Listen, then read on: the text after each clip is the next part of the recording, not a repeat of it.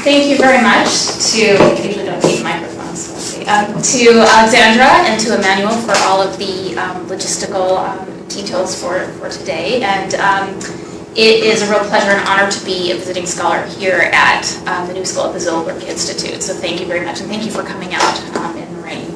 So as Alexandra was saying, what I'm presenting today is part of a larger book project on U.S. detention and deportation policies and practices. So I welcome any kind of feedback from this talk, because a lot of this talk is being incorporated into the book project. And I'm happy to talk more about the larger project too in the Q&A. So to begin, the photo on this slide is of Ecuadorians who have just been deported from the U.S. This is right after they disembark the U.S. plane in Guayaquil, and they're being processed by Ecuadorian migration officials.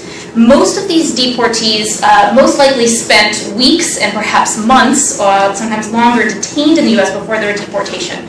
So this photo represents what is usually thought of as post-deportation, right, as the end of immigration journey. So I just want you to bear that idea of the end in mind as I move through the talk. So I'm going to try to really contest that idea of end. So as I'm sure you're all aware, it's nearly impossible these days to escape talk of immigration enforcement, with panic about surges of unaccompanied minors and families from Central America, the conflation of immigration and terrorism, and perhaps more than anything right now, the kind of inflammatory rhetoric of presidential campaigning about immigration, which is very much front and center.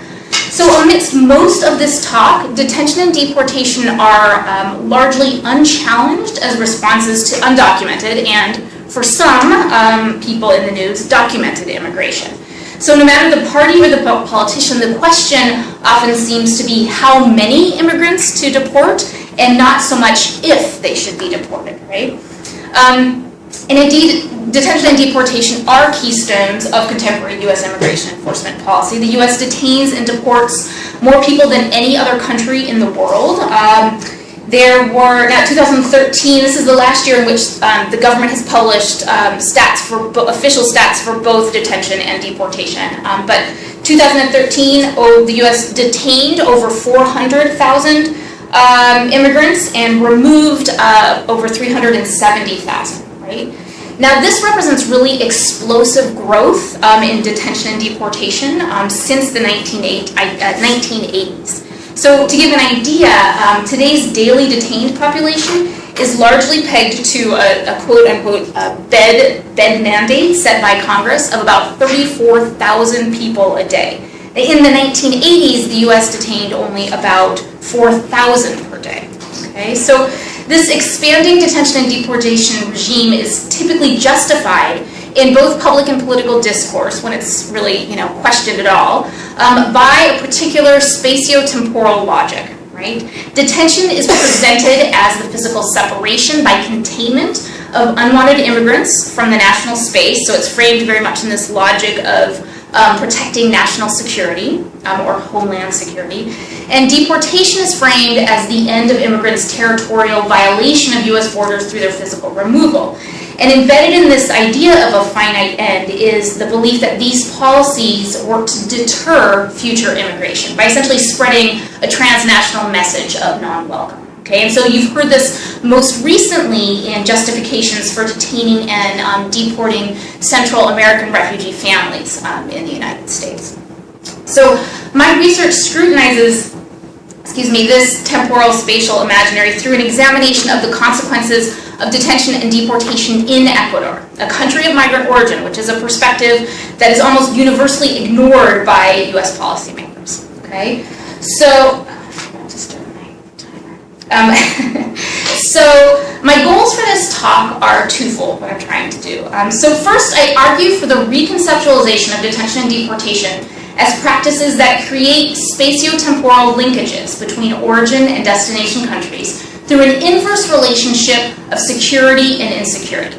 So in other words, I'm contesting this idea that there is a post-deportation, that moment on that first slide that I talked about. Showing, and I'm trying to show that by generating insecurity in Ecuador, these practices intended to disconnect migrants and stop migration actually work to solidify and deepen ties between the United States and Ecuador. Okay? So a second goal of the talk today is to demonstrate the utility of what I call a transnational ethnographic approach for studying supposedly domestic immigration policies, like detention and deportation. With this, I want to challenge scholars of immigration to seek out new methodological strategies to policy that break out of a nation-state frame. Okay, so the talk is going to proceed by first I'll explain more what I mean by when I say inverse relationship of security and insecurity, and make the case for a transnational ethnographic approach to studying immigration policy.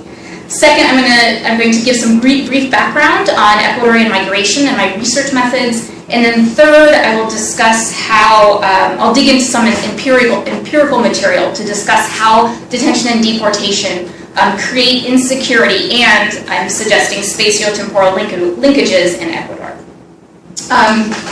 Okay, so the relationship between security and insecurity.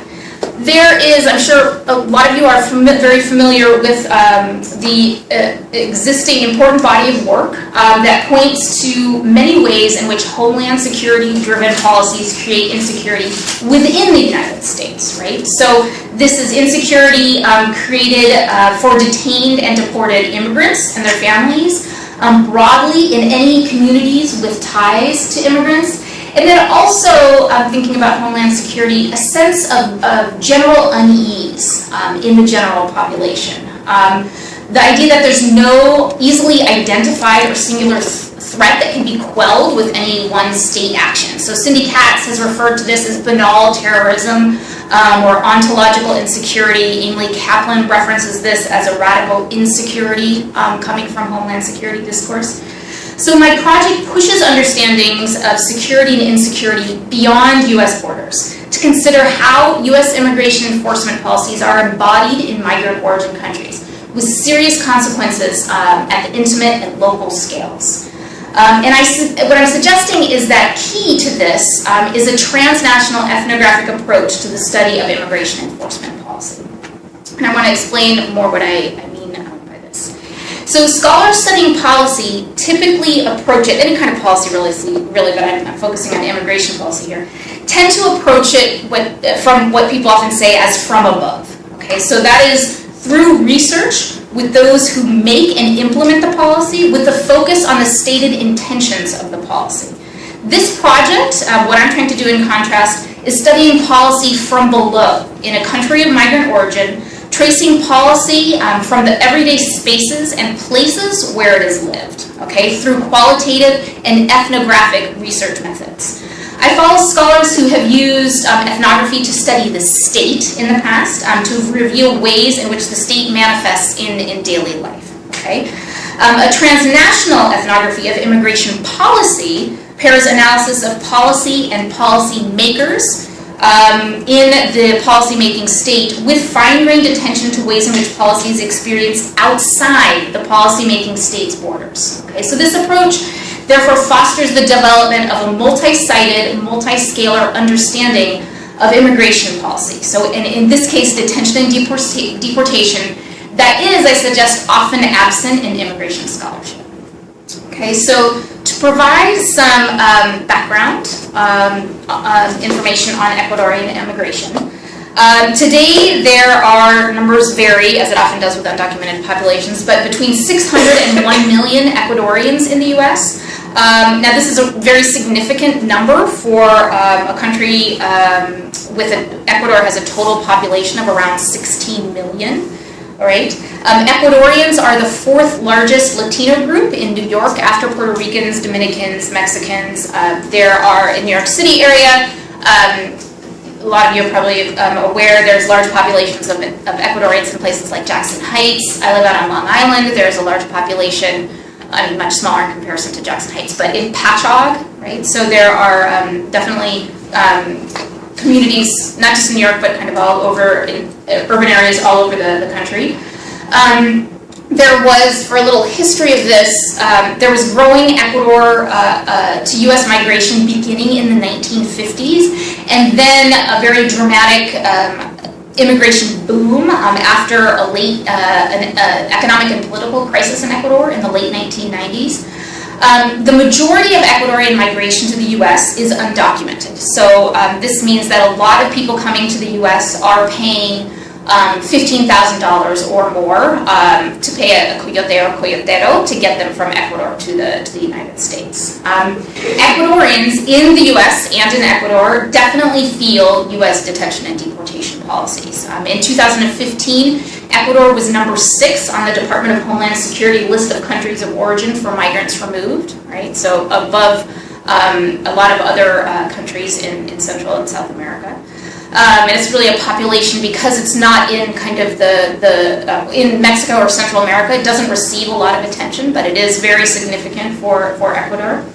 In terms of my research methods, if in 2008 and 2009, I lived for 9 months in Cuenca, here on the map, which is Ecuador's 3rd largest city and the regional center of these 2 provinces, at Azuay and Cañar. It's in an area of very high emigration. So in that southern Andean region, about 6 out of every 10 inhabitants has a family member living abroad, and this is mainly in the U.S. and also in Europe. For this region, it's mainly in the U.S., but a lot of Ecuadorians are also in Europe. I volunteered at Cuenca's municipally run Casa del Migrante, or House of the Migrant. And there I worked with over 85 family members trying to locate and obtain information regarding migrants detained in the United States. I also interviewed, in collaboration with the Casa del Migrante, 40 Ecuadorians after their deportation from the U.S. Regarding their experiences of detention and life after deportation.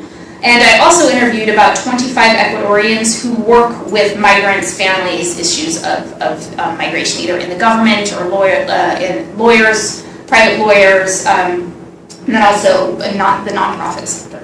Okay. Since 2009, I've kept an email and phone contact with the Casa del Migrante, and I continue to help occasionally look for missing detenidos, missing detainees over email and Skype. And so what I found in 2008 remains very much largely intact in terms of patterns and experiences that are going on. So what this research shows is that both the process and aftermath, or the supposed end, of detention and deportation can cause, and often do cause, profound experiences of daily insecurity for immigrants, their families, and communities in Ecuador. Now, in the interest of time, I could spend a lot of time on this. I'm also researching just detention in the United States in another project, but I will not. I will just say that the system is excessively large, complex, and difficult to obtain information. Detainees, the roughly between 30,000 and 34,000 per day, are held in over 250 facilities around the United States, costing over $1.7 billion per year. Okay, this is a range of different types of facilities, government-owned, totally private-owned, county and state-owned, so a big mix of those. Communication for and with detainees is usually limited, difficult, and prohibitively expensive, and the result of that is that detainees are often very isolated wherever they are detained, and their families, whether in the U.S. or in Ecuador, know little to nothing about what's going on, and that's a lot of what I was trying to do when I was in Ecuador, was just simply making calls and trying to help people get information about what was going on. In addition, detention durations range widely. Right? They're also highly unpredictable. Among my interviewees, the time detained ranged from 2 to 28 weeks, right? And reports that have come out lately indicate that the average detention times are even getting longer for a lot of detainees as the immigration courts get more and more bogged down and judges aren't being appointed. So that, especially for people fighting their deportation, their detention times are getting longer. And finally, detainees are frequently transferred between facilities in what can often be this inexplicable, maddening geography. And Here I have to just show a few of the maps of interviewees, what I call detention to deportation trajectories, because to me they really encapsulate kind of the chaos of this overall detention system. Detainees are often moved without notice and are not told where they're going, so they don't know if they're going to another facility, if they're going to be deported, right? So here's one map of Eduardo's path. So Eduardo, this is a fairly straightforward map as detention to deportation trajectories go. He was caught on the Arizona border trying to enter the United States. He was detained a total of 8 weeks. First he was in Florence, Arizona, then in 2 different places in New Mexico, and then transferred to Louisiana before his deportation. Oakdale has a big hub out of which a lot of immigrants are deported. The next map is starting to get a little crazy. Oscar was detained in Queens. All right, he was moved to a facility in Manhattan at Varick Street, which now only is a temporary facility. At that time, it would hold migrants for longer. Then to New Jersey. Then he was transferred back to Varick Street in Manhattan. Then he went to York, Pennsylvania. Then he went to the far west corner of Texas, and then to Laredo, and he was deported from Laredo. Okay. The third map shows Diego's path. So Diego, this really shows kind of the absurdity and inefficiency in many of these transfer paths, right? His experience was even challenging to map because he did not know the specific names or locations of several facilities. I mean, yes, this was a few weeks to maybe a month or so longer, but you think you'd remember something like that. It just shows that they're just kind of moved around so much, and they detainees become really disoriented. So over 12 weeks, he was transferred 8 times. He went Manhattan to New Jersey to somewhere in Pennsylvania, then to the larger York, Pennsylvania facility, then to Texas, to San Antonio, then Raymondville, then to somewhere in New Mexico, and then to Louisiana. Okay, so you get a sense of, and there's, that's something we could talk about in Q&A. There's a lot of reasons for possible reasons for all of these transfers, but a main point I want to get across is that detainees often have no idea of any of these reasons, right? And a lot of these reasons are just silly, like lack of bed space. Okay, so a lot can be said regarding the consequences of this chaotic system for detained migrants.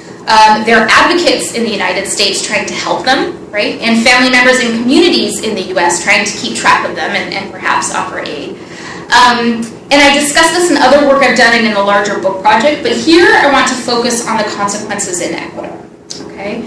And that is that for family members in Ecuador, detention violently alters the tenor and consequences of a migrant's physical absence in ways that distort relatives' everyday movement and activity, okay?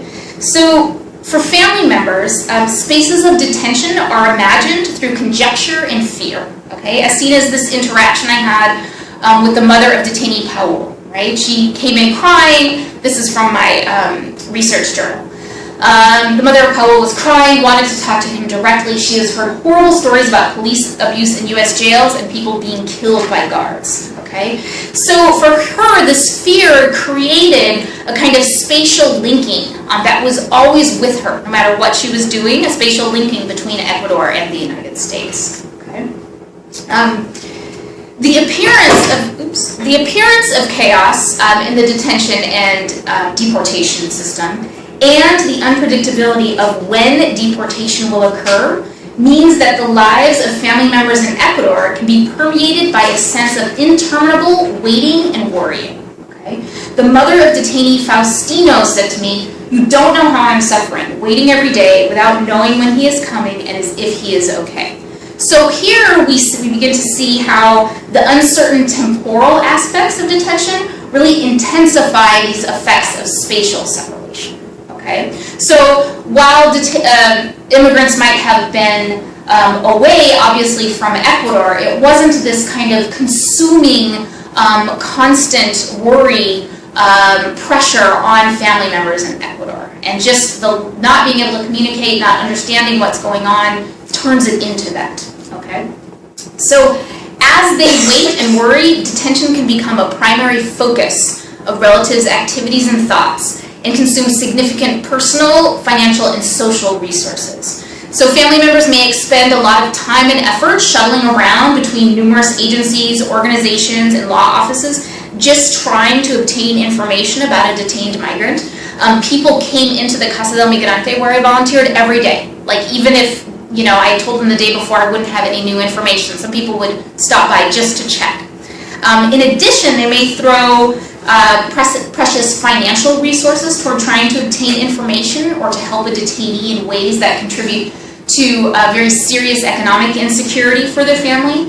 For example, the elderly father of Paul, who I quoted his mother just a moment ago, came into the Casa del Migrante on a weekly basis for 6 months. In addition to his energy and time, these trips required money, a lot of money. The father lived over an hour away by bus, and so a round trip cost him about $5. And Paul had been his main source, I think his only source of income. So just, you know, thinking about that, the amount of not just time but money he was expending to just try to get information is significant. And they may also spend considerable amounts of money trying to help a detainee in ways that further contribute to serious economic insecurity for their family. For example, paying for a lawyer in Ecuador or in the U.S., right? Usually with very little chances of success. And there are plenty of lawyers in the U.S. and in Ecuador ready to take that money, knowing that they can't really do anything, okay? So, furthermore, families in Ecuador often depend on these remittances, like Paul's father, sent from the migrant working in the U.S. Obviously, while that migrant is detained, he or she can't work in the U.S. or in Ecuador, right? So they're doing nothing to help contribute. There's this quote from my journal. Sister Pedro today came into the casa saying that they were desperate, that they needed Pedro to come back to help them financially, that they couldn't support the children. So with often lengthy detentions for unknown amounts of time, the situations of detainees' family in Ecuador could pretty quickly become very precarious. So fear and insecurity regarding detention can be literally embodied in the mental and physical health of family members. One mother, already on hypertension medication, related that the stress of her daughter Daniela's detention made it difficult to sleep and affected her health in numerous ways. She's going to the doctor, she's seeking medication. In addition, Ecuadorian families in dire economic straits are unable to pay for routine or emergency medical care.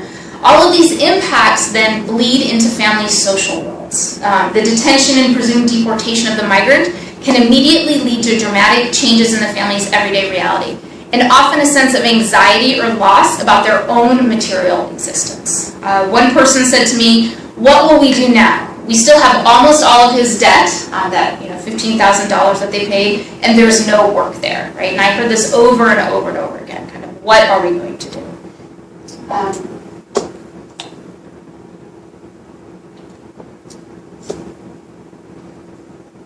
So in almost all of the cases that I worked on, the detained migrants were eventually deported, right? Their arrival in Ecuador does mean the end to the indeterminate waiting and anxiety about detention for family members. Unfortunately, however, the deportee's arrival is hardly the end of the story, right? And that's kind of this larger point I'm trying to get at. There are reverberations long after for the migrant as well as for the migrant's family and community.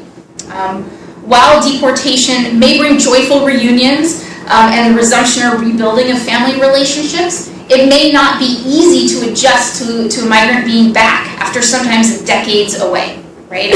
A number of people tell me, I just can't get used to it here, or this is no longer my home, right? I have nothing here. Families may have reformed, roles have shifted, right? So parents are gone for years, a lot of times grandparents or aunts and uncles step in, right? So there's really, a parent might come back to find that there's very little, that they don't really have much of a role in the family as it stands right there. It can be very difficult for everyone involved. If deportees had lived in the U.S. for an extended period, they may also struggle with the violence of removal from established lives in the U.S. in ways that complicate family relationships in Ecuador. Esteban, for example, was deported after living in the U.S. for 16 years. 7 weeks after his father's arrival in Ecuador, I interviewed his adult son, and he said of his father, "It is very sad. He is 64 and he can't get work. About 3 or 4 years ago, he'd given up drinking. With all this, he entered into an emotional shock and started to drink again. And I tell you that he already tried to commit suicide 2 weeks ago. So as a son, I'm very excited and content to have my father back after so many years. But I am sad to see him as a person totally broken, lost, and totally destroyed." So while this suicide attempt may be an extreme case, I think it signals that the experience does not neatly end for most deportees when they are physically released in ways that impact their daily lives once they're back in Ecuador. Many deportees expressed anguish at the abrupt separation or cutting of relationships. 5 of the 40 interviewees were separated from children in the U.S. One recent deportee that came in trying to figure out how he could get back to the U.S. Told me that his wife and 2 young children were still in the U.S. He called home every day. His young children did not understand what was going on, and his wife was struggling to keep their apartment, right? So you heard these kind of stories of anguish over and over again. Many also felt a huge sense of material loss. So once taken into custody, if they do not have documented family or friends who can help, right, you can't send somebody without papers to a detention facility. Migrants can do nothing to deal with personal belongings. So Juan Pablo said to me, he told me of begging officials. So when the police were deporting me, I said, "Please just let me be. I've got part of my life made here. I have to get out to see what happened to all my things." So I had stories of, abandoned apartments, things left on, cars left on the street, people who had left their bank account information can no longer, get access to their bank account, right? Deported migrants and their families have to deal with the economic reality of forced return as well. As Manuel put it, "As soon as I arrived in Ecuador, there came my debts. Boom, boom, boom, everything at once," right? So deportees are returning to the very same economic conditions that forced them to leave in the first place. And now, too, they might have the added pressure of their migration debt, which, as I said, is often $15,000 or more, right? If they aren't paying these high interest loans, they're accruing more. Some have multiple migration attempts that they're trying to pay off, right? So that amount of money is, for most people, completely unattainable in Ecuador at the types of jobs that their removal from the U.S. means that they can no longer remit money as had become their role. They may return then amidst serious crises for their family. Finally, detention and deportation can contribute more generally to community insecurity. All right? These practices impact entire communities' economies. Detained and deported migrants can't remit earnings to their families, which would have been spent locally. Right? Furthermore, local economies in areas of high migration have become very dependent on these migration monies. Local businesses have sprung up supporting, for example, migrants and their families' communication needs, money transfers, sending packages. The general cost of living in regions of high migration has been inflated due to the availability of remittances. Like, for example, in Biblian, this one area outside of Cuenca, the cost of that has a large immigrant population in the U.S., the cost of real estate is crazy. Like, it is, it's, I think of it as like Long Island house prices, right? So you are not going to be able to afford a lot of the things in that area without migration monies. So deportation rates, should deportation rates continue to increase, as a lot of politicians are very excited about doing these days, the already tenuous foundations of local economies could be further destabilized. Second, widespread detention and deportation could lead to numerous social problems. Families devoting personal resources towards locating, worrying about, and assisting detained migrants have a lot less time and energy to invest in their local communities. I also spoke with Ecuadorians working with issues of migration who expressed concerns regarding the impacts that deportation has had and will have on local society and culture. There is very little governmental infrastructure in place to help deportees and their families When deportees arrive, there's often a government agency called the SENAMI, or the Secretaría Nacional de Migrantes, there to greet them, right? So they'll give them a little bag of toiletries and a sandwich and a cup of soda and a packet of government flyers about job opportunities, and that's pretty much it. So people are coming back without kind of any real clear way forward, okay? And deportees may bring problems back from the U.S. To Ecuador. For example, the formation of gangs in Ecuador has been attributed to the forced return of migrants who belong to U.S. gangs. Now, this seems to be kind of a nascent problem in Ecuador. It's nothing in comparison to what's going on in Central America with El Salvador, Guatemala, Honduras. But local officials are very worried about kind of increasing violence that they've seen from essentially U.S.-raised migrants that have been gang members who have been deported back to Ecuador, and then bring those gang connections with them to start gangs back in Ecuador. So both the detention and deportation system itself and the aftermath of deportation are fraught with multiple experiences of insecurity. In other words, policies supposedly propelled by the objective of defending U.S. homeland security negatively impact security in countries of migrant origin, in the lives of detained migrants, family members, for migrants after their deportation, and just in communities more generally. But perhaps policymakers in the U.S. are not concerned with insecurity outside of the U.S., as long as other objectives are met. Indeed, the generation of hardship is implicitly and now ever more explicitly a desired consequence of these policies, right? In 2011, the Border Patrol put out a plan. They've since the 90s, they've had an overarching strategy of prevention through deterrence, it was called. They now have something that they're calling the consequence delivery system, right? And this has very specific, there's some fascinating reports, government reports kind of about their strategy, and then scholars reviewing these as well, but basically saying that they're trying to make immigration and deportation more and more difficult. They're not just deporting people over the border, they're trying to get them far away from the border, perhaps to places they're not familiar with, or all the way back to Ecuador in the case of South America, right? They're making the border harder to get across so that people cross in more dangerous places, right? And there's things like Operation Streamline in Arizona, where they are trying immigrants as criminals and detaining and giving them sentences for basically for illegal reentry, but renaming it as a criminal charge, okay? So that they're serving jail time before being detained by immigration, by ICE officials and deported. So all of this, it makes it very clear that policymakers might not be upset by this idea that this generates insecurity. But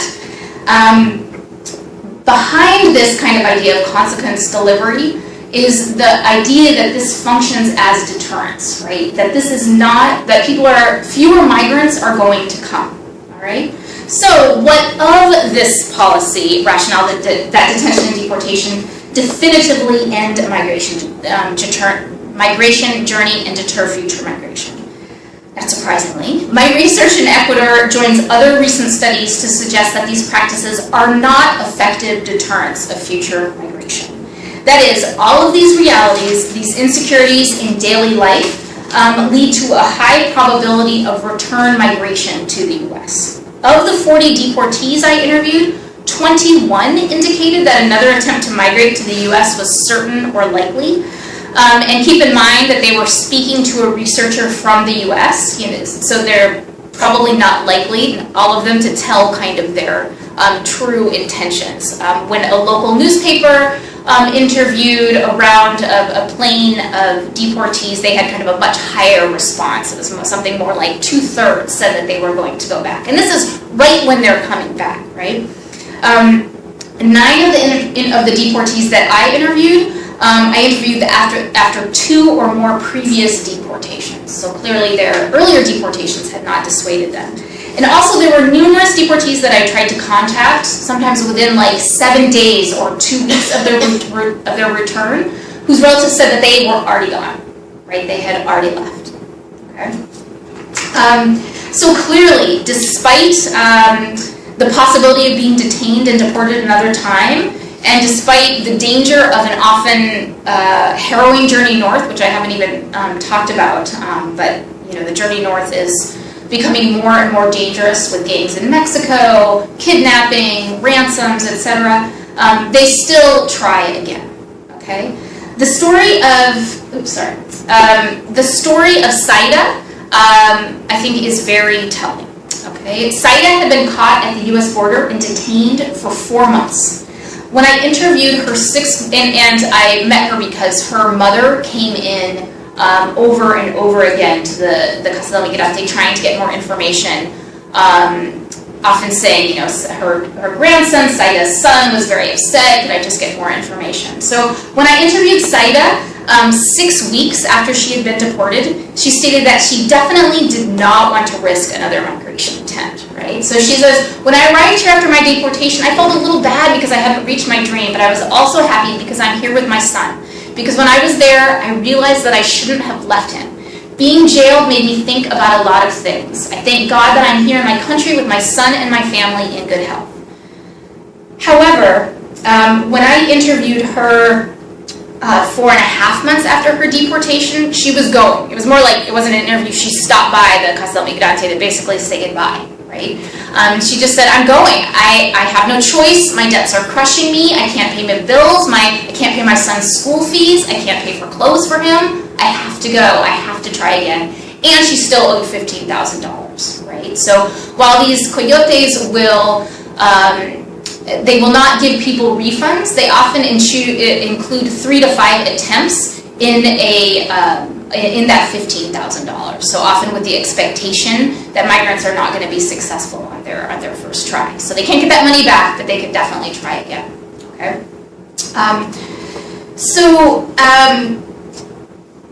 In addition, there's cases like Saida, who was migrating again. But the frequency with which family members of first-time migrants came into the Casa del Migrante shows that there is still continued new migration to the U.S., right? And this continues, right? I'm still in touch with the Casa del Migrante, and they kind of say it's business as usual. There's plenty of people that come in, families of new migrants coming in. So there's still plenty of people making that trip for the first time. So what's more, by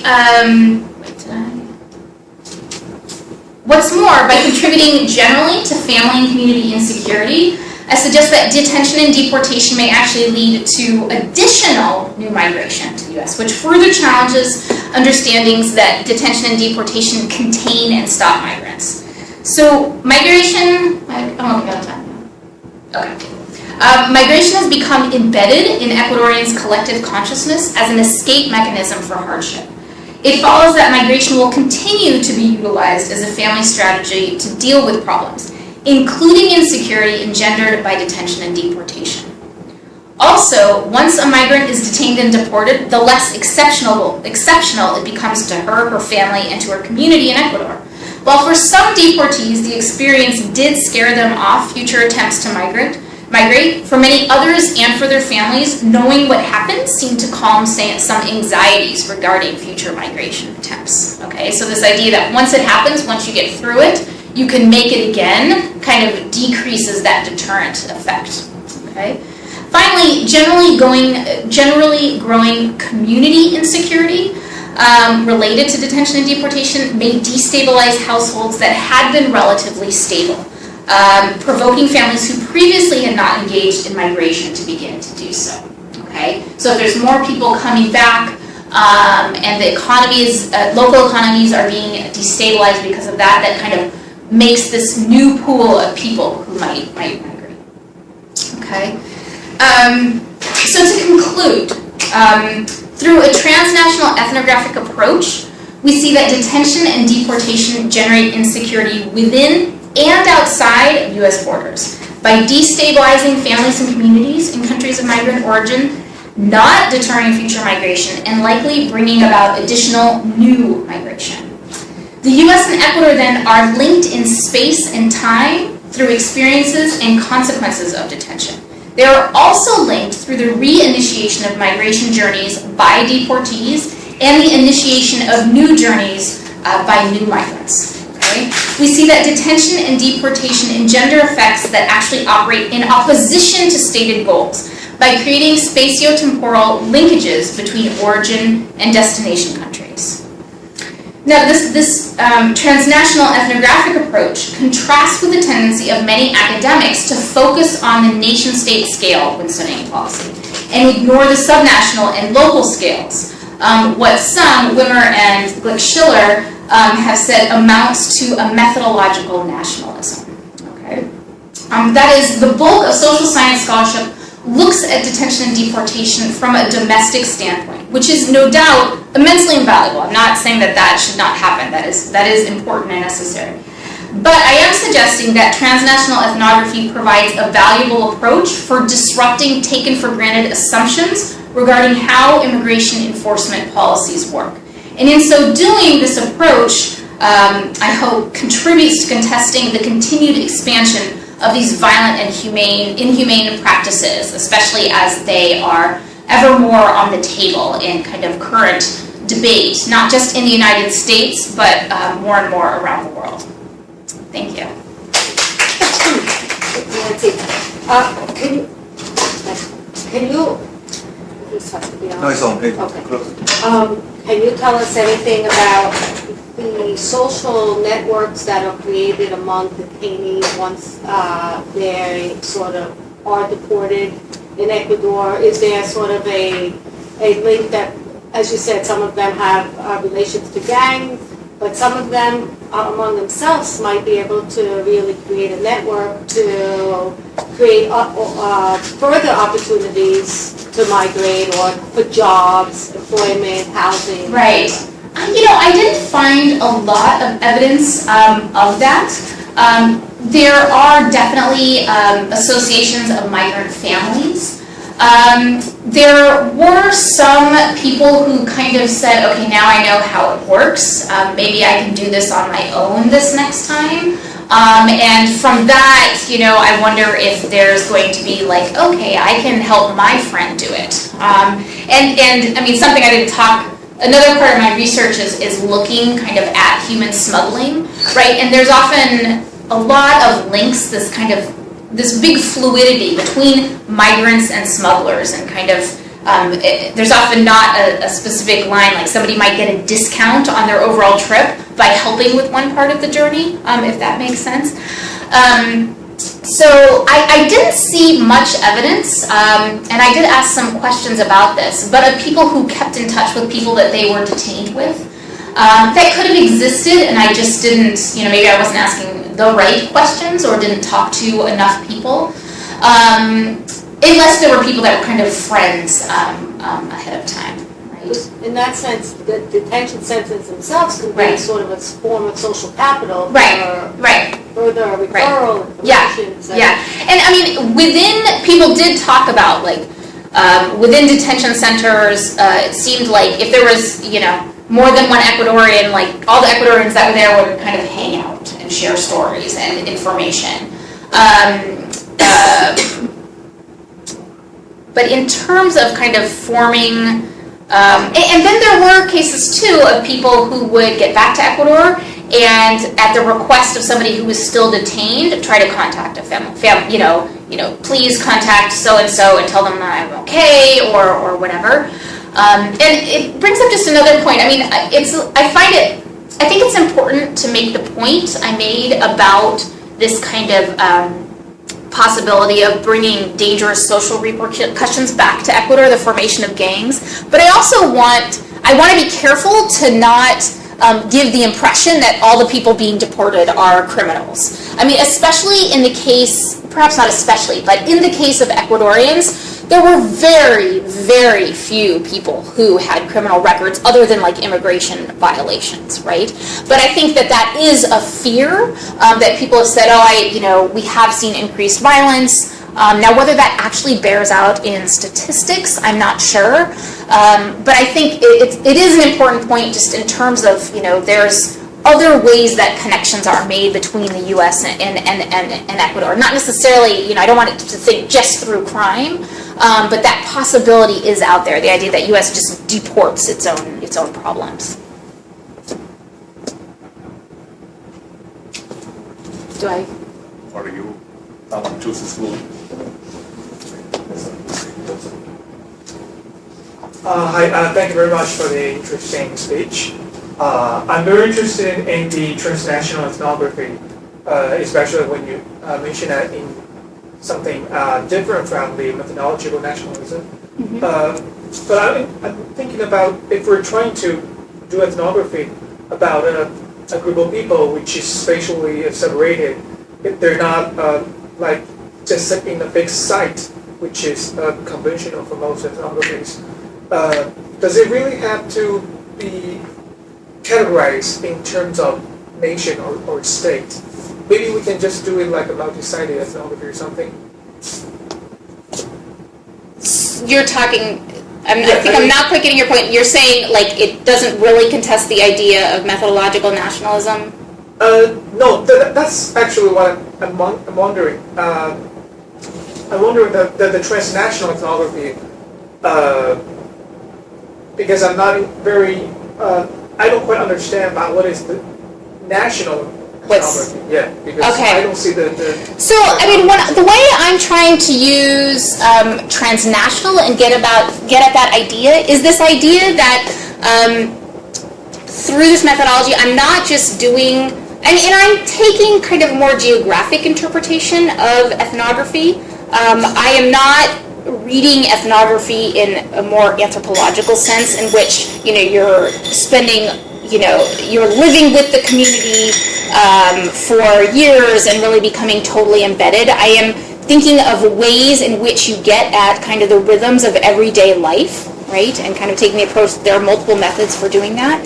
So by transnational ethnography, I'm trying to get at this policy in a multi-sided way, right? So through work that I'm doing in Ecuador, I'm getting at how a policy works in Ecuador, okay, and also how a policy works in detention, like what are people's experiences in detention, and trying to match those experiences up with kind of this broader rationale for policy. Is that getting at your question, or are you asking? Yeah? Thanks. Okay. And I'm hoping, what I'm hoping is, with this, in some ways, you make me think maybe transnational shouldn't even be in the wording, because I'm trying to get at something that, I'm trying to say we need to break down this idea that we need to get rid of scholarship that reproduces the nation state, right? So that I want a methodological approach that is really going to look across borders, or in some ways ignore borders. Is that? Okay.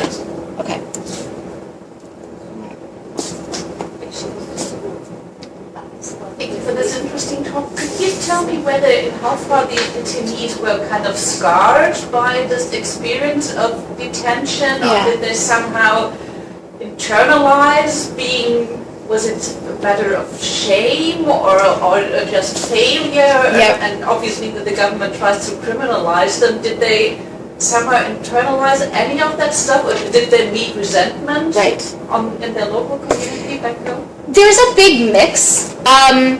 I didn't find, so Tanya Golash Bosa has written on, she's done research in Jamaica and Dominican Republic, Brazil, and she found especially in Jamaica that deportation is a severe, or a cause of severe shame. Like these people are failures, they're shunned. I did not see that in Ecuador to that extent, but I definitely felt, I definitely talked to people who said, like, walking down the street, I felt bad. Like, everybody looks at you and they know that you didn't make it, right? So you failed in some way. But I didn't find, as, Tanya Golash Bosa found, in Jamaica that deportees had extreme difficulty getting employment just because they were deportees. So I didn't find that. So other than like kind of personal and family shame, I did see, I mean, there's some people who are like, yeah, I was detained, it was a horrible experience, but it's in the past, whatever, I could deal. But I did see people that were severely emotionally scarred by this, right? Like, I mean, there were, you know, I think of this one woman who was detained for like 4 months. There were a couple cases that I worked on that they were detained for extended periods of time, not because they were fighting their deportation, they were caught on the border, but they were being held to serve as witnesses against coyotes. So there was really no hope, and there was nobody ever talked to them about like, oh, you can get a special visa for, you know, for that. But so they, in facilities that did not treat them well, they did not have information, they felt very criminalized, and I mean, months afterward, you know, they were depressed. I mean, experienced severe depression. You know, and I'm, you know, I don't know in the long term where that went, but certainly it had very real impacts on them. I mean, I think there is in Ecuador there had been a period before I was there where deportees were actually held by the government once they got off the planes. And this was a time for corruption, like kind of fleecing them and their families. Now it seemed like that had largely been addressed and wasn't going on, so it wasn't causing kind of additional problems in that sense. But so I think it was mixed. For some it was this kind of real lingering hardship, and others did get past it. I mean, I think for those that really felt that they had been a great injustice had been done to them, they really held onto that. And for some kind of, I talked to a few people who made it seem like that was their reason for going back, like to kind of rectify this wrong. Like, I had a case to stay, or, you know, they treated me like that, how dare they, right? I went through this detention experience, now I'm even more invested in kind of getting there. Thank you very much for the talk and presentation. I have one question that, actually I have two questions. One is a very simple one. You talked about the transfer from site to site. I'm actually very interested why they are transferred from one place to another. Because, yeah, obviously there might be I mean, one of the reasons might be that they lack, that there is a lack of beds in the facility, but there might be some other underlying, you know, reason for that. Yep. Like, you know, the channeling through the Sonora Desert. I mean. So there are. I have also another question. Okay. Just kind of picking up on the question regarding the transnational in your ethnography, because you said that you don't want to reproduce the nation state in your research. And that's, I think it's a very noble cause, and I totally agree. But then you said that your research wants to ignore borders. How is it possible? Wants to what? Ignore borders. Okay. And how is it possible if it actually relies on them? Right. That's a great question. So, I mean, I kind of sympathize with that, but I can see that it heavily relies on the nation state as a dominant form of. I mean, political form, right? No, thank you for that point. I think that's a great point. Maybe I don't want to ignore borders. I think I shouldn't have put it that way, but I think what I'm more trying to say is in critical immigration scholarship, I don't want people to stop their thinking and their investigations of how policy works at national borders, which I do think often happens. Okay. People often do research either in an origin country or in a destination country. I mean, not all scholars, right? But I think that kind of thinking leads to scholarship that doesn't get the whole picture of how policy works, right? And in not getting that whole picture, you produce this in some ways very valuable scholarship that misses a golden opportunity to make a larger point about how policy works, okay? so I think I misspoke to say I want to ignore borders. I want to encourage people to think across and beyond borders. But I think you're right. You cannot, in this age of immigration policies set and enforced by nation states, you can't ignore the nation state. Does that kind of answer that? Yeah. Okay. Thank you for that. As for your first question about why transfers, there are a lot of reasons for transfers. I mean, I think the biggest, or not the biggest, so there is kind of the most perhaps innocuous of simply bed space, right? So areas like you see on this map, New York City, where a lot of Ecuadorians live, so a lot are detained there. There just isn't the bed space. If an Ecuadorian is or any immigrant is detained on Long Island, for example, there are no immigration detention facilities on Long Island. So now these days they go to New Jersey, right? Or to York, Pennsylvania, or to Buffalo, all right? So they're being moved to New Jersey and upstate, all right? There are different places that have, this gets into the privatization of detention and the commodification of detainees, in that detention has become a revenue-generating strategy for a lot of places, right? There's private facilities, major incarceration companies, CCA, Wackenhut, or what's now Geo Group. I mean, tons and tons. This is my other project, but of companies are invested in this, right? So these private companies, but also you've got counties and state facilities, right? So a lot of these 250 facilities that detain immigrants, they are county and state facilities that had space or decided to grow their capacity to detain immigrants just to make money, right? They have budget shortfalls, and it's seen as one way of doing that. Now, a thing that isn't talked about a lot is that often isn't successful. They often lose money on the deal, but it is very much thought that it's a revenue-generating strategy. So there are places that build up their detention capacity, and those places don't necessarily match geographically where a lot of immigrants are detained. All right, so there's just this kind of real okay, where's their bed space? And the government is contracting and guaranteeing certain facilities a certain number of detainees per day. Okay, that's this part of this congressional bed mandate, right? So some of it is just bed space, right?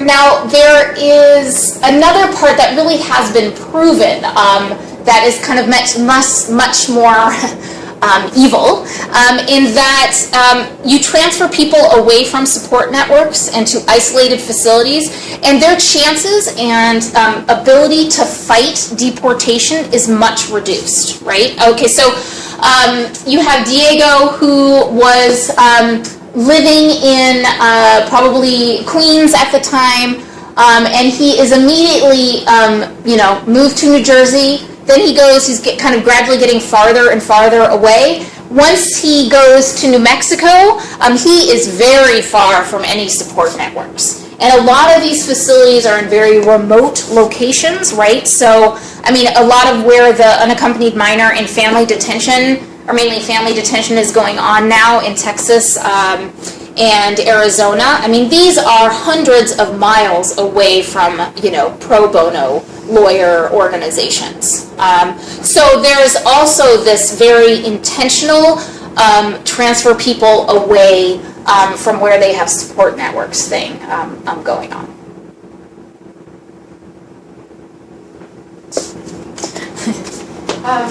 Thank you for your talk. I don't think this works, right?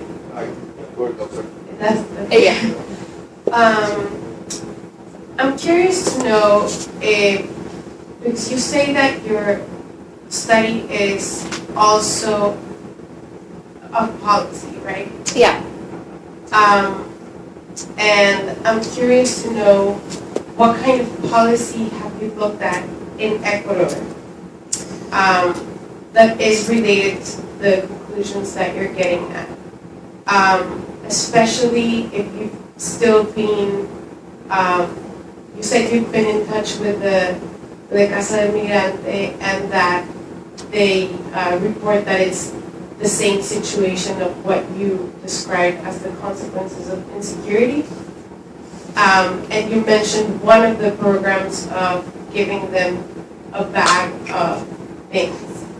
That's not really a program, but yeah. Okay, but I'm curious to know what kind of policy you've looked at, especially with this government that has been in office for a number of years. Right. And the vast changes that has happened in Ecuador. Okay. Constitutional changes, water law, labor law, ley de tierras y de aguas, many different changes in the executive branch. Right. Not only the municipal Casa del Migrante, but you have a complex system that is supposed to grant a lot of power to the civilian or associations, right? And the oil price is dropping very quickly right now, besides a lot of big infrastructure being developed there. So many different things that I'm curious to see how you're comparing that in your transnational study to changes in the Obama administration in immigration. I know it sounds like a weird question, but I'm sure that beyond the drug policy that unites us as a consequence from the United States to Ecuador, there is much change going on. And I'm curious to see how that is changing your body or not. So, for the most part, I don't think it changes kind of what I'm finding. Since then, I mean, certainly Rafael Correa has instituted a lot of changes. The new constitution does a lot to foreground and outline rights of migrants specifically, right? And Correa has really put forward this idea of universal citizenship and really been outspoken in what I find very delightful ways about how people have the rights to go wherever they want to go. I mean, one of the things in that bag that deportees got was a little mini, it was just a cardboard thing, but it was supposed to look like a passport, and it basically, said universal citizen on it, right? So this idea, like, you have a right to move where you want to go. All right. Correa has done a lot to reach out to migrants, really recognizing that a lot of Ecuadorians are on the move, especially in Europe. I mean, he did a lot of active campaigning in Europe. He hasn't really campaigned in the U.S., but I mean, there are opportunities for Ecuadorians to vote if they're and polling places set up, for Ecuadorians outside of Ecuador. He created the Secretaría Nacional del Migrante, right, or SENAMI, which seems to not be quite as active as when I was there. And the SENAMI was very active in kind of promoting the rights of migrants. They had a program called the Plan Cucayo, which the idea was that migrants could come back, deported or voluntary return or whatever, and apply for grants to open businesses. Now, a lot of this was really promoted, and I mean, a lot of it sounded really great.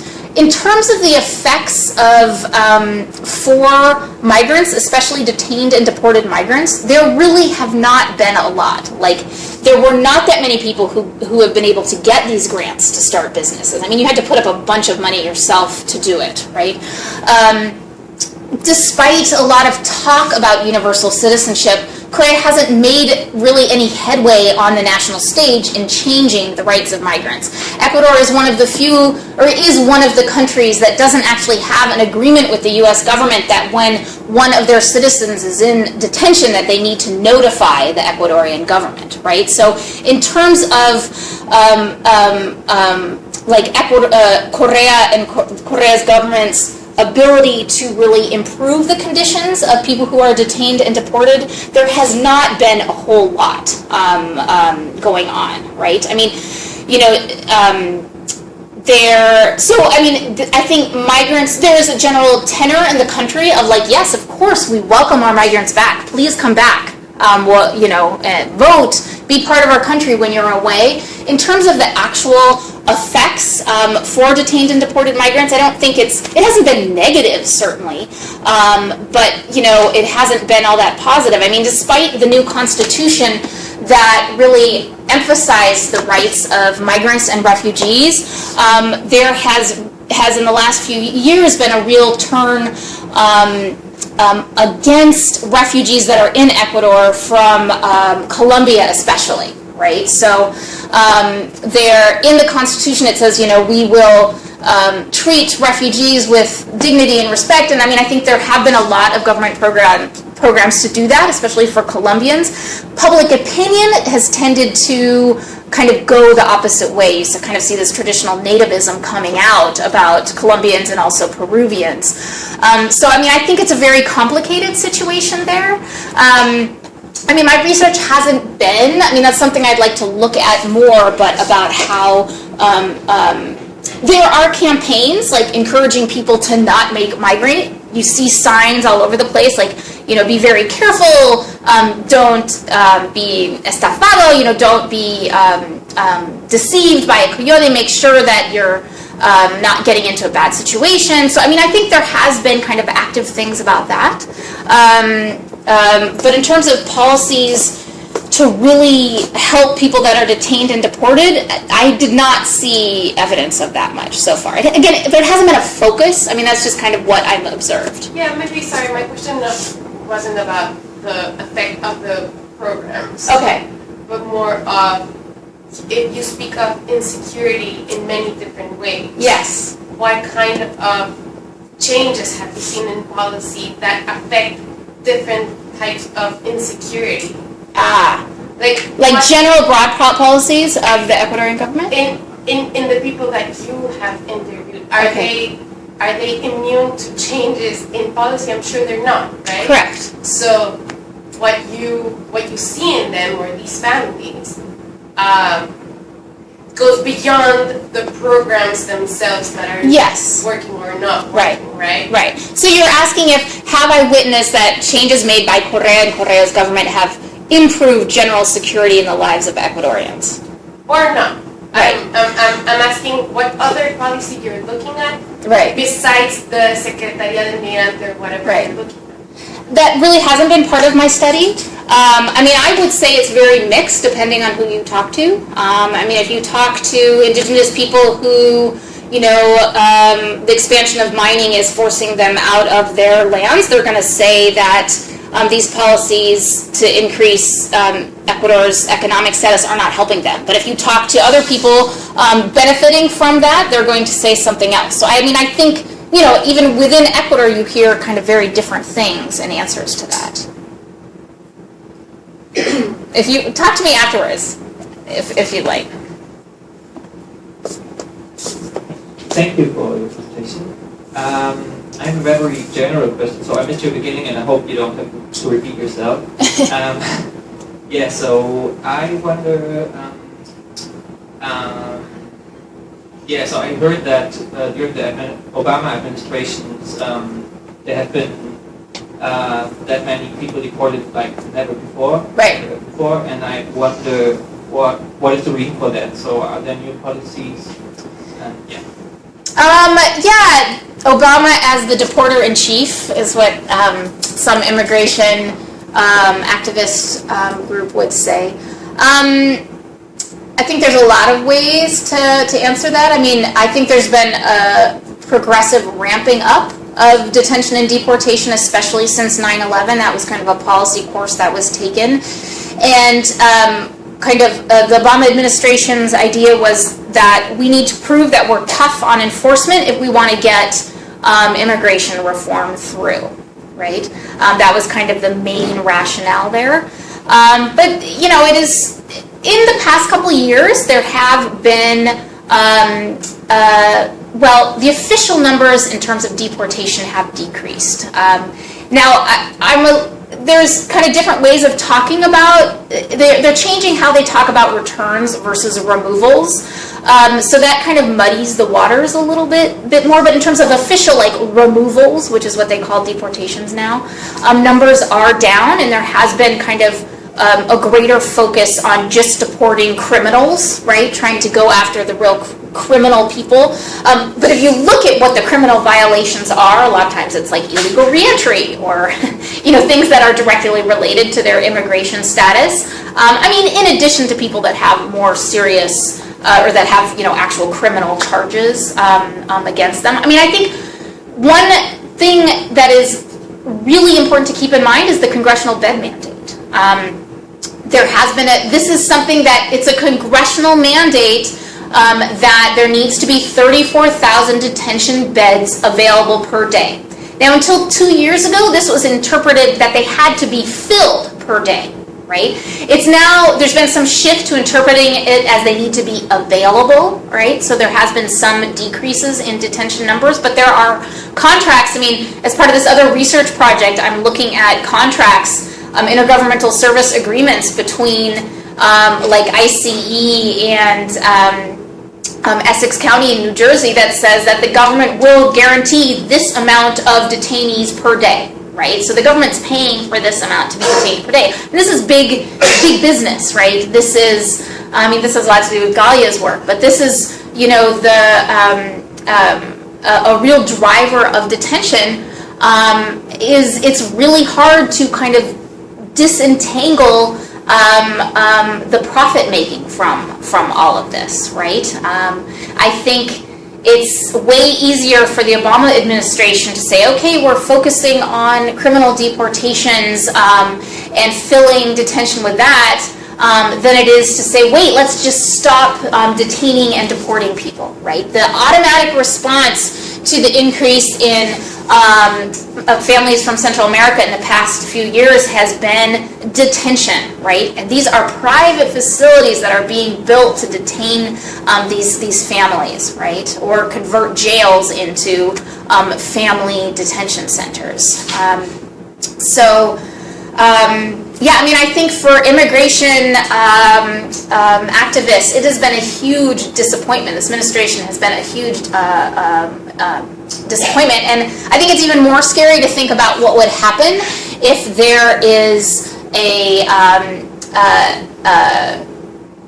government in place that doesn't even pretend to be friendly to immigrants. Because I think then the growth of detention facilities and deportation would be totally uncontrolled. So a couple questions. One, thank you for your work. One is I wonder if you have any kind of best practices suggestions for doing ethnographic follow-up work with former detainees.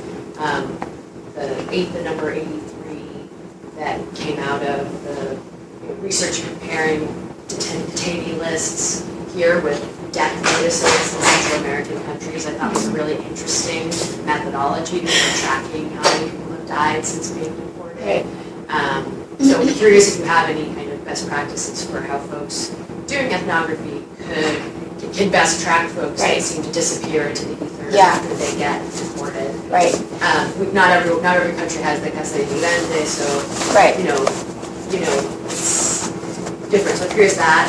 And two is, do you notice any difference between immigrant detainees, if they have support networks in their experiences, like if they're in Essex or Delancey and their family can come visit them, or if they get sent up to Batavia or something like that, like how different their experiences are if they don't have that kind of community connection, if that sort of has a substantive difference. And then just last kind of quick question, you don't have to answer all these, but just what about other places that are deporting people, like Canada and Mexico?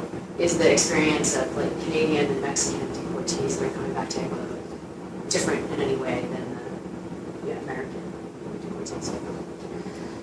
Okay, so let me start with your first one in terms of best practices for kind of keeping track.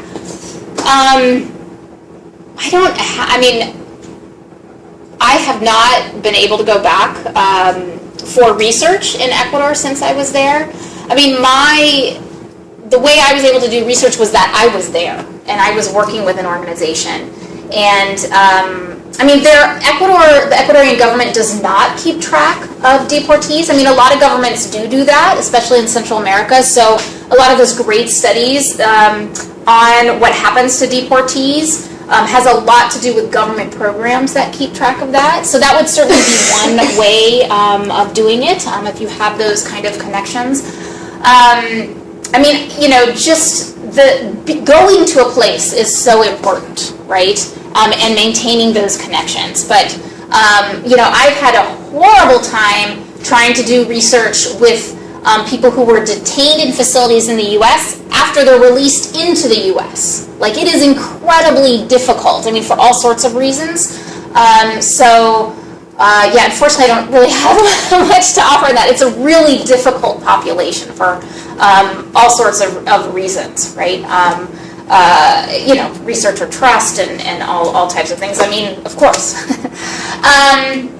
In terms of the importance of family connections, yeah, hugely important. Support networks are incredibly important. If you have documented family, especially documented family that has financial resources, and can, you know, pay for a lawyer, your chances are way better than somebody who doesn't. Unless you have some type of extreme obvious case and there is a pro bono organization willing to take it up. Because, I mean, while immigrant detainees are, they can have a lawyer, they are not entitled to one, so there's no government paying, it sounds like you're aware of this, but there's no, the government is not going to pay for a lawyer, so. Now they're doing it upstate, actually. What's that? They're doing it upstate, actually. Paying for lawyers? The government is? Yeah. Oh, we should chat. Okay. I guess I've had more like from the ethnographic kind of human perspective. I mean, yes, you know, knowing that somebody's supporting you, knowing where your case is, somebody to give you that information makes a tremendous difference, you know, I mean, it really wipes away a lot of that of despair, right? I mean, not always. If you're kind of waiting, you know, I think Syracuse's track records clearinghouse recently said that like the average time in detention waiting for an immigration case is now over a year, right? Because they are so backed up because of the lack of judges judge spots being filled for immigration courts. So you can still, I mean, I interviewed a number of people who had, I think of this one guy in particular, he had a U.S. citizen wife and children. He had a lawyer paying for an employer paying for a lawyer to represent him. And he was told where he was detained, I think it was in California, that he was going to have to be in detention for at least another 14 months. He was like, I could not do it. I could not do it. I signed the papers. Like, the idea of being there, you know, still, I just couldn't do it. So it varies. Let's see, other Ecuadorians being deported from other countries. Where I was, there really wasn't, I didn't ever encounter anybody deported from Canada. There are Canadians or Ecuadorians in Canada, but I just don't know. I mean, my general knowledge of the Canadian detention system is that it is, while not lovely, it is better than the U.S. in terms of treatment of detainees. It's much more home-like facilities in general. But there have been Ecuadorians deported from European countries. Spain has been doing a good bit more deporting. There tends to not, I didn't encounter that very much, but there tends to not be much detention. It's more just like, you're deported. Your case is, you know, you don't win your case or whatever, and you're deported. Spain has done some more active programs, like actually paying Ecuadorians to, like, you know, we'll give you, I can't remember, anybody know the amount, but like you pay them, we'll pay you $5,000 or something like that. If you go back, you'll get it once you're there. So Spain has had kind of an active program of doing that. But there aren't, where I was doing research and with the Casa del Migrante that, you know, I've done work with, the U.S. was really the primary person, or deporter.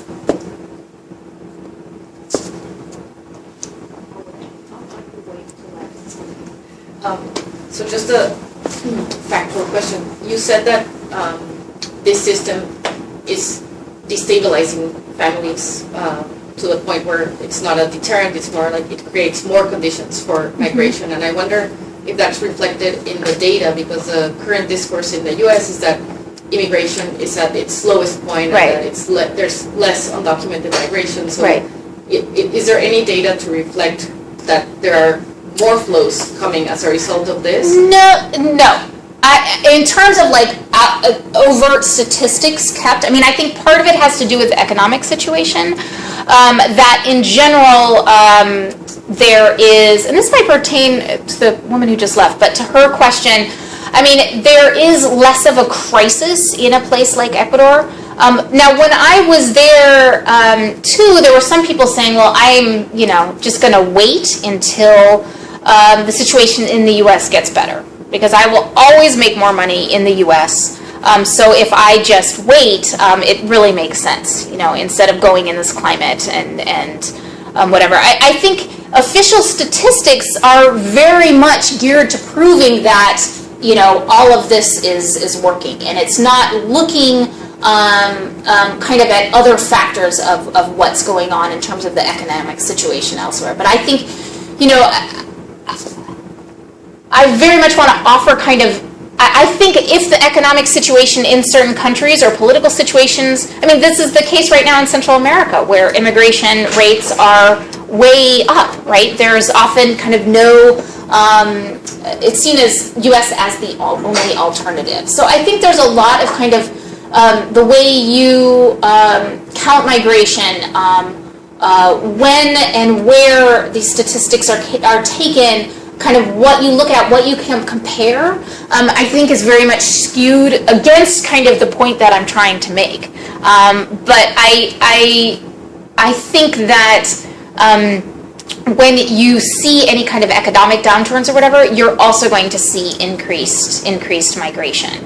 But statistics right now would say that I'm wrong, but I don't agree.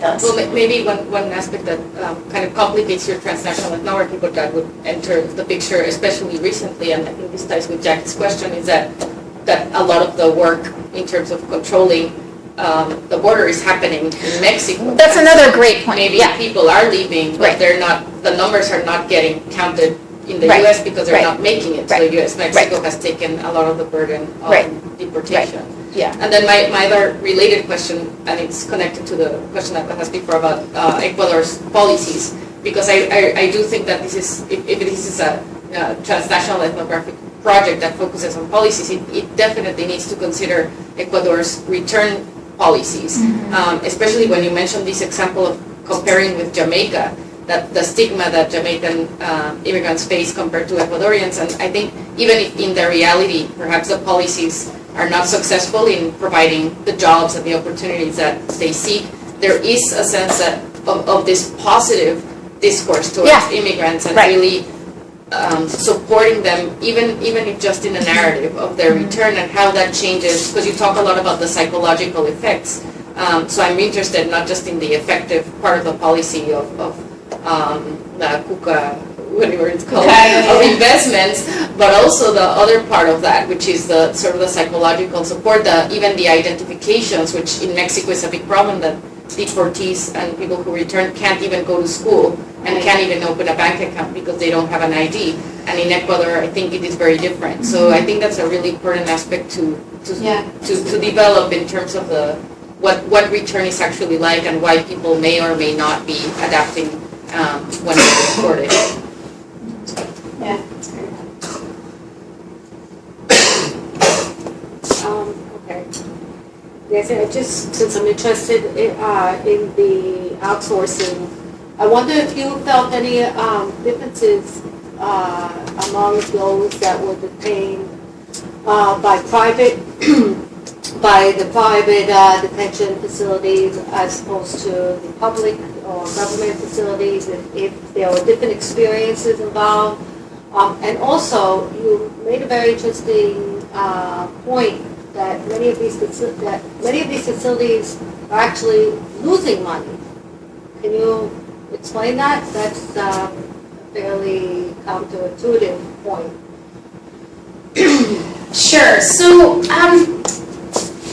generally, in terms of the different types of facilities, there really isn't that much difference in experience. A lot of times, I mean, it's the same kind of people working, you know, if they're working in a county correctional facility and then start working in the part that detains migrants, or a new facility that detains migrants, it's kind of the same corrections people who also might work for a private corrections company, contracting out. There could be some experience in terms of ability to get information, but if you call an ICE-owned facility, they can have kind of information more readily available. Information in like some county facilities don't use the main IC identification number, the A number. They use kind of their own facility number identification system, so it can be a little bit more difficult to track people down, but not necessarily, right? Because sometimes it can just depend who you talk to and who's more willing to help you. So generally, no, and especially in the project I'm doing now with Deirdre Conlon, you really see in terms of detainee handbooks and facility policies, there really is not that much difference in terms of how facilities are run. That's kind of been what I've observed so far. I mean, I really kind of thought I would see a difference, but in the project I'm doing now, looking at least how facilities are run, you see very little difference in that. Sorry, do you happen to know anything about how much government paid these contractors the same? Local, community, private? Do you have any sense of? Yeah, no, all the FOIA documents I got has every dollar amount blacked out. Everything was redacted. But generally, I mean, the people say now it's about $164 a day. And my understanding is it's the same no matter what the facility, whether it's a private, and I don't have the numbers to prove that, but that's kind of, what I've heard. I don't know if anybody has the number. Okay. Yeah, that it's the same whether it's through an intergovernmental service agreement or a private contract or a memorandum of understanding. If it's a memorandum of understanding, then it's the ICE, so there wouldn't really be an exchange of money in that. But anyway, very little difference between in that. And then. In terms of losing money, there have been, and I can find, this has definitely been the case in terms of counties building facilities for criminal incarceration. Like Ann Bonds has done some work on this, but like these counties will have these, it's Ann Bonds, and they do these bonds. Sorry, there's not a connection there, but they do these, they'll do these kind of bond, whatever it's called, sales to fund the building of a prison, saying this is going to get our county a ton of money. And then it actually is more complicated than that, right? Because they'll contract out the running of that, often they contract the running of that facility out to a private country and contract out all these other things, and pretty soon that however much money, in the case of immigrant detainees, $164 a day gets parceled out in all these different ways. And if the facility isn't full, then they are definitely not making the money that they need to make. I mean, there have been a lot of places, especially in the Southwest, where actually not just in the Southwest, but where private companies go into a community and try to sell the idea of building an immigration detention facility, and there have been some counties that have been yes, and there have been other counties. I actually think there was one recently in Illinois that fought it, saying like, actually look at these examples of these other counties that haven't actually made money. So I send me an email and I have a couple articles I can find. I don't remember right now who wrote them, but. Final question? Yeah, just to follow up on the outsourcing issue.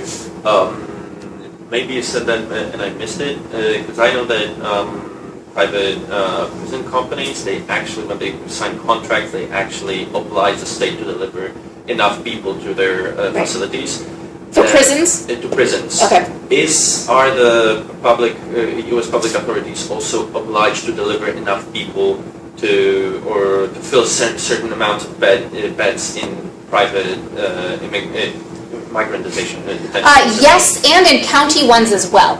I don't know if it's like every facility that detains immigrants, but some of the contracts, I've been looking at intergovernmental service agreements between ICE and Essex County, and written into those contracts, it says Essex County needs to provide, I think, between Essex County Correctional the facility and Delaney Hall, they need to provide, it's like 450, a total of 450 beds.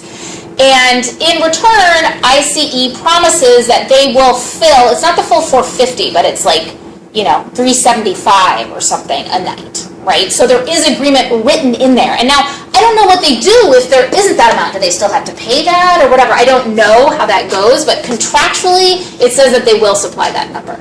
I mean, apparently when it comes to the contracts with the prison companies, the penalties for not fulfilling the minimums are higher than actually delivering prisoners. So one of the hypotheses for the hyper-incarceration in the U.S. is that that it actually, the stupid marijuana stops and arrests are also because of that.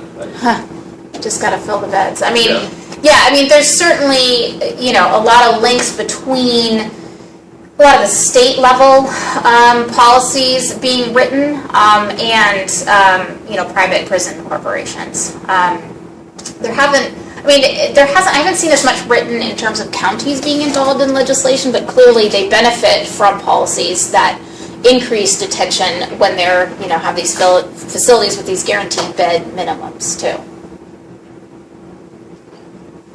Right, well, before we close, I want to invite all of you to our next events. On March 4th, we have an event about the history of U.S. immigration policy, and Nancy is going to be one of the speakers. It's a roundtable discussion, a conference, and the details are on our website. And then the following event in our lecture series is Vicky Squire on March 14th, right? So I hope you'll join us, and you can get all the information on our website, and also join our mailing list if you want to give us your name. Emma and Douglas can take it now, but if not, you can just log in, and then you'll get all the announcements for our events online. So thank you so much.